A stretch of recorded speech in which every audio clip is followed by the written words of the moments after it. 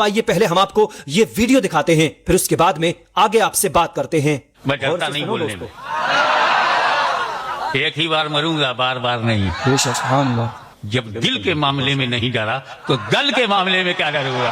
سبحان اللہ، امینڈمنٹ ہو رہا ہے، ترمیم، اضافہ، پریورتن، تو ان سے کہہ دو ہم آدم کی اولاد ہیں، بے شک اور آدم نے بھارت میں قدم رکھ کر اپنا مالکانہ حق دکھا دیا بے شک کہ یہ بھارت آدم علیہ السلام کی پراپرٹی ہے بے شک اور ہم ان کی اولاد ہیں، بے شک۔ ہمیں کرایہ دار مت سمجھو، ہم اپنے باپ کی زمین پر ہیں۔ اور یہ ضروری نہیں ہے کہ اسلام کو بچانے کے لیے مسلم ملک میدان میں آئے، دنیا بھر کی طاغوتی قوتوں، صہیونیت زدہ لوگوں، اسلام کے غداروں، مسلمانوں کے دشمنوں، اکٹھا ہو کر دیکھ لو، تم ہمیں کاٹ تو سکتے ہو، مٹا نہیں سکتے۔ ہم حسینی ہیں، کٹ سکتے ہیں، مٹ نہیں سکتے۔ اس سلسلے میں کشمیر سے کنیا کماری تک ایک بحث بہت گرم ہے کہ پرانا کون ہے۔ بتائیے نئے زمانے میں پرانے پہ گھمنڈ، پرانا کون ہے؟ کون سا جھاڑ پرانا ہے؟ کون سی ندی پرانی ہے؟ اس میں دو مت آئے، کسی نے کہا اسلام پرانا ہے، کسی نے کہا سناتن پرانا ہے۔ دونوں آدھا آدھا سچ بول رہے ہیں۔ بھارت میں سب سے پہلے اسلام، یہ آدھا سچ ہے، کوئی دین نہیں تھا، ہم تھے، یہ تو بالکل جھوٹ ہے۔ سچ بس اتنا ہے کہ سب سے پہلے اسلام بھارت میں اترا، رہا نہیں، اور اس اسلام کا نام آدم ہے۔ لا الہ الا اللہ لے کر آئے، اکیلے ہیں، کس کو کلمہ پڑھائیں گے؟ اولاد ہی نہیں ہے، کس کو مسلمان بنائیں گے؟ ایک بچہ نہیں ہے تو کس کو اسلام سکھائیں گے؟ تو اسلام تو تھا ہی نہیں، صرف آدم تھے۔ آدم کا قدم بھارت میں آیا، بس ان کے چرنوں کے پرتاپ سے بھارت مہان بنا، بس آدم کے پیکر میں نور محمدی جلوہ گر ہوا، بس اس کے بعد وہ بس سینکڑوں بارہ ڈھونڈتے رہے، ہوا کہاں ہے؟ وہ انتظار کرتی نہیں، آدم کہاں ہے؟ جنت میں ساتھ ساتھ تھے، دھرتی پر الگ الگ، نہ وہاں کوئی بچہ ہو رہا ہے، نہ وہ ماں بن رہی ہے، نہ یہ باپ بن رہے ہیں، تو تم کیسے پیدا ہوئے؟ ہم پرانے ہیں۔ سب سے پہلے اولاد تو عرب میں ہوئی، جب آدم ہوا عرفات میں ملے تب بچے پیدا ہوئے۔ آدم تو سب سے پہلے بھارت میں آئے، مگر اسلام ہو سکتا ہے حضرت ابراہیم کے دور میں آیا ہو، حضرت موسیٰ کے دور میں آیا ہو، اور حضور کے دور میں مکمل ہوا ہو۔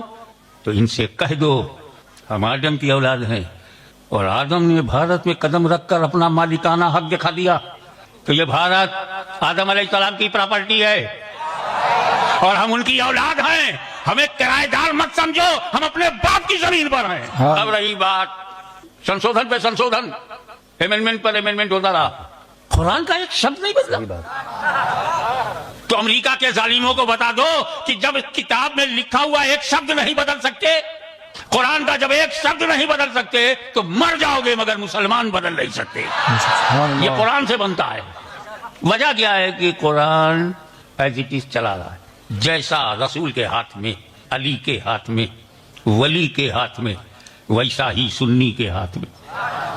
اللہ کا کلام توریت بھی ہے، زبور بھی ہے، انجیل بھی ہے، لیکن اسے جب بدلا گیا تو وہ بدلتا گیا، لیکن قرآن کو بدلنے کی بہت کوشش کی گئی مگر قرآن نہ بدلا۔ یہ قرآن بدلا نہ جائے گا۔ کارن کیا ہے؟ وجہ یہ ہے تو بہت ظاہر ہے، بالکل کلیئر ہے، اللہ تعالیٰ قرآن کی حفاظت کو اپنے ذمہ کرم میں لے لیا ہے۔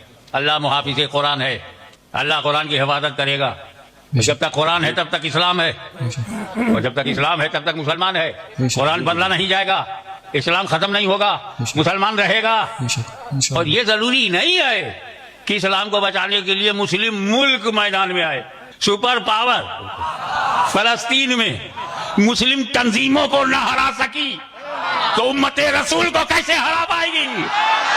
نعرہ تکبیر، نعرہ رسالت، یا رسول اللہ، غازی ملت، زندہ باد۔ قرآن کا محافظ اللہ ہے۔ اور میں اس لیے کہتا ہوں دنیا بھر کی طاغوتی قوتوں، صہیونیت زدہ لوگوں، اسلام کے غداروں، مسلمانوں کے دشمنوں، اکٹھا ہو کر دیکھ لو، تم ہمیں کاٹ تو سکتے ہو، مٹا نہیں سکتے۔ ہم حسینی ہیں، کٹ سکتے ہیں، مٹ نہیں سکتے۔ سبحان اللہ، اللہ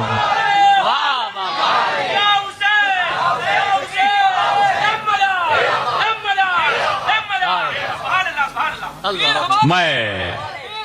میں آپ کی توجہ اس بات پر رکھنا چاہتا ہوں کہ कि कुरान बदला नहीं। एक वजह यह है कि अल्लाह उसका मुहाफिज है, उसने इसकी हिफाजत को अपने जिम्मे करम में ले लिया है। और दूसरी वजह, जब हजरत मूसा ने तौरेत दिया तो सिर्फ तौरेत दिया, अहले बैत नहीं। तवज्जो, जब हजरत दाऊद ने ज़बूर दिया तो सिर्फ ज़बूर दिया, अहले बैत नहीं। ईसा अलैहिस्सलाम ने इंजील तो दिया मगर अहले बैत वहां है ही नहीं। मगर मेरे नबी ने जब कुरान दिया तो अली भी दिया, फातिमा भी दिया, हसन भी दिया, हुसैन भी दिया, अहले बैत दिया। और कुरान का साथी इसलिए बनाया कि कयामत तक जो किताब खत्म ना हो उसे कुरान कहते हैं, और जो खत्म ना हो कयामत तक उसे अहले बैत का खानदान कहते हैं। सुभान अल्लाह, जिंदाबाद।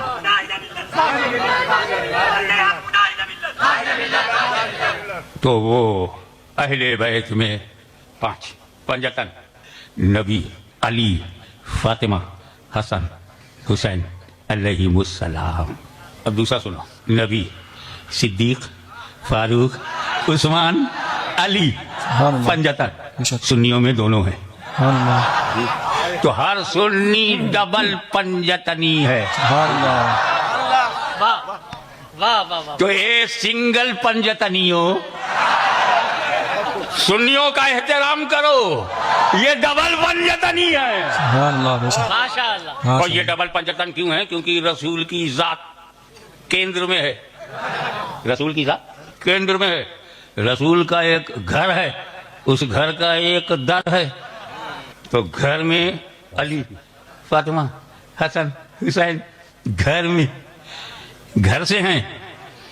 अबू बकर, उमर, उस्मान, अली, उस्मान दर से। तो हमारे हाथ में रसूल का घर भी है, रसूल का दर भी है, और घर की भीख दर से मिलती है। सुभान अल्लाह, बेशक। मगर इसी एक जुमले पर बात खत्म करता हूं। मौला अली मुश्किल कुशा, खैबर शिकन, शाहे जमन, आफ्ताबे नबुव्वत की दिलकश करन, अबुल हसन। तो दोस्तों, सुना आपने इस वीडियो के अंदर सैयद हाशमी मियां साहिब क़िबला ने दूध का दूध और पानी का पानी कर दिया है। जो लोग ये कहते हैं कि सनातन धर्म दुनिया के अंदर सबसे पुराना और सबसे पहला मजहब है, सबसे पहला धर्म है, तो ये बात वो सरासर गलत बोल रहे हैं। क्योंकि दुनिया के अंदर सबसे पहले अगर कोई मजहब आया है तो वो मजहब इस्लाम है। क्योंकि हजरत आदम अलैहिस्सलाम से पहले दुनिया के अंदर कोई भी नहीं था। हजरत आदम अलैहिस्सलाम पूरी इंसानियत के बाप हैं, चाहे वो हिंदू हो, मुसलमान हो, सिख हो या ईसाई हो, या किसी भी कम्युनिटी का मानने वाला हो। दुनिया के अंदर जितने भी मजहब को मानने वाले हैं वो सारे के सारे हजरत आदम अलैहिस्सलाम की औलाद ही हैं।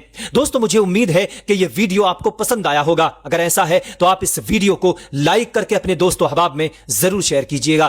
दोस्तों, इस वीडियो के ताल्लुक से आप लोग अपनी जो भी राय रखते हैं कमेंट बॉक्स में जाकर के हमें जरूर बताइएगा। दोस्तों, आज की वीडियो में इतना ही। अगली वीडियो में फिर मुलाकात करूंगा। तब तक के लिए आप अपना और गिरदो नवाह के तमाम साथियों का ख्याल रखिएगा। खुदा हाफिज। अस्सलामु अलैकुम।